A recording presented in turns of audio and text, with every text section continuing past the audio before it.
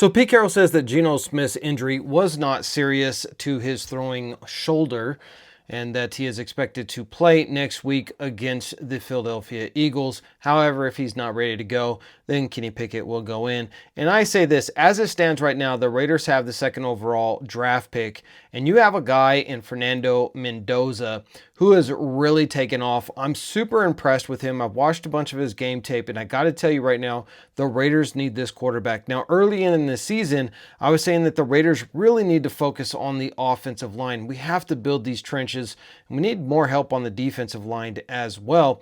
And now I'm saying, God, you cannot pass up on a kid like Fernando Mendoza.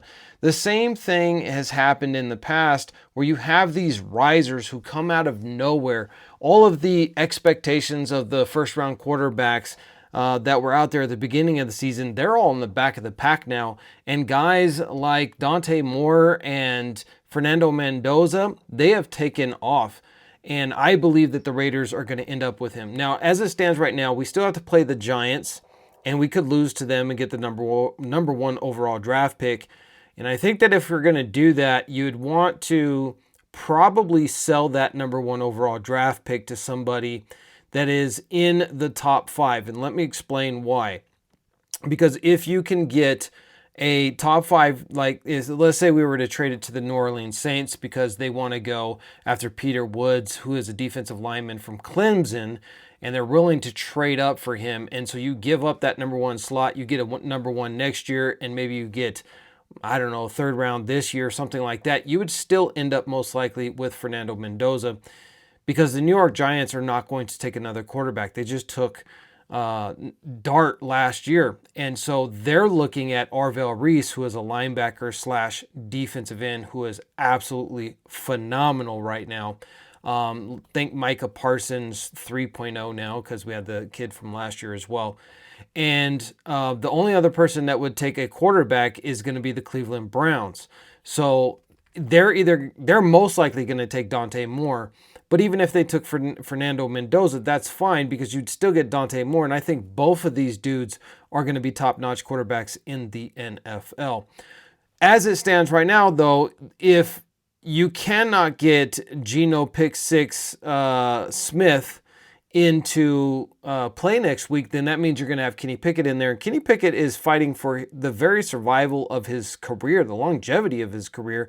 So he's not going to be interested in going out there and losing a game just so that the Raiders can replace him next year. He's going to go out there and try and shine like he did at the end of this game. I mean, if given more time, I think that he probably would have won this game because he was really just hitting on all cylinders, and we don't really want that unless Gino Smith gets benched. If Gino Smith gets benched and Kenny Pickett comes in and he wins the next 4 games and he's lighting it up like a Pro Bowler, well, now you don't have to worry about going and drafting a quarterback because you got him already in Kenny Pickett, right? Remember, Kenny Pickett is a former first-round draft pick, and he was on a Super Bowl champion team last year. So if he were to go and beat the Philadelphia Eagles, a team that he was with last year, that would say a lot, right? And so I, for one, am thinking this. If the Raiders lose out and we end up with the number 1 overall draft pick, which is what would happen if we lose the next 4 games, then the Raiders have a choice to make. And I don't think it'd be a hard choice at all. You got to get Fernando Mendoza. And if you get a consolation prize of Dante Moore, I'm fine with that too. But I think Fernando Mendoza gives you something that no other quarterback in this draft class has, and that's NFL readiness now. This kid's poise in the pocket. This kid's ability to run out of pressure. He's not an elite, Jaden Daniels style athlete that's just going to outrun people left, right, and center, but he's going to outrun the vast majority of defensive linemen. He's got enough legs for that. I mean, he's got like 6 touchdowns on the ground. He's very, very accurate with the ball. Ball placement is excellent. His arm strength is excellent. His poise in the pocket is excellent. His ability to read pro-style defenses is excellent. He's done absolutely everything that you would want from an up-and-coming quarterback out of this draft, and I think that the Raiders would have to spend a first-round draft pick on him. There's absolutely no reason why you wouldn't do that. But then the Raiders have to focus on getting offensive line to protect him, and so that you can actually have a run game so that you have a balanced offense. Because right now, that is not what the Raiders have. Not even close. And so, what are we going to do with Pete Carroll next year? Drop your comments down below. Should the Raiders fire him and go after another coach?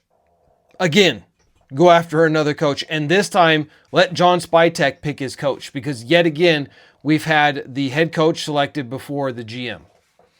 Let the GM do his job and go find the right coach. Pete Carroll is 74 years old. The nepotism with his sons, the horrible offensive line that's coached by his son, it just doesn't make sense. He's lost the locker room. My vote is, as much as I hate to see it happen, the Raiders need to go and get a top-notch coach that is not 70 plus years old at this point. Because I'm tired of seeing the Raiders lose, and I'm ready to give up on the Raiders. I'm just going to be honest with you. Not that I'm going to stop being a Raiders fan. I'll never stop being a fan of the Raiders.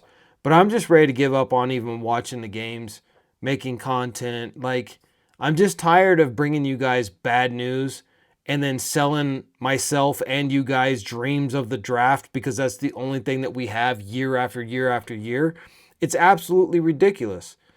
So I think it's one last shot. I don't think Pete Carroll can right this ship. I think there was a reason why Seattle let him go, right? And now Seattle's doing good. And we're not. So he was supposed to be able to come in here. He's the one who pushed for Gino Smith. And they didn't really upgrade the offensive line. His decision, I believe, was to move Jackson Powers-Johnson off of the center position into right guard, which was a mistake. Being that, even as right guard, he was still the second best offensive lineman we had after Colton Miller. But moving him out of center just threw everything out of whack. Not bringing guys back on defense that we really should have kept, I think that's on John Spytek. And maybe Pete Carroll had a say in that.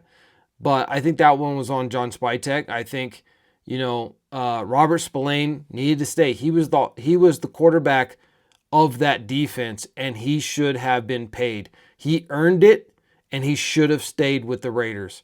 You could argue Nate Hobbs, Jacorian Bennett, all that stuff all day long, whether or not they were worth it. But no doubt, our linebacking core is horrible now. And it's because Robert Spillane is not back there. That's all I got for you guys today. Drop your comments down below and let me know, what do you guys think the Raiders should do moving forward?